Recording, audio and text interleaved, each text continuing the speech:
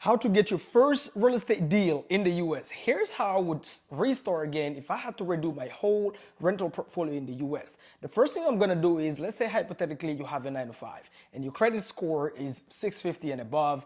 I'm going to start with my first primary residence, not being a single family because it's just expensive. I'm gonna do what is called house hacking. This is literally when you buy a 2-floor property that we call a duplex. You live in one and you rent one. So now you have one floor bringing you income and you can decide to live there for 12 months, rent the second unit, then go buy your dream home if you want to. But now you at least have 2 floors where you have 2 tenants paying for your dream home. That's the first thing.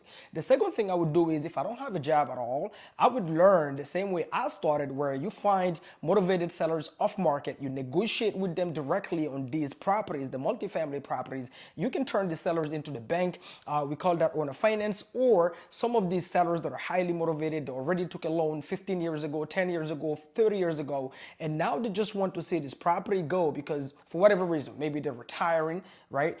Maybe right now they need money because they haven't paid their mortgage for a while. We call this pre-foreclosure sellers. And you can convince these sellers to leave that debt that they already took 15 years ago in place on their name, and you buy that property using what we call subject to, right? The one thing I would stay away from is buying single families, especially if you're just getting started in real estate. Trust me, it's not worth the headache. It's not worth dealing with low income tenants in the beginning of your career because it's just headaches, it's a bunch of expenses, and it has only one door, especially if you don't buy it in the right location. If the tenants don't pay, the income stops and it's just expenses, all right? Boom, boom, boom.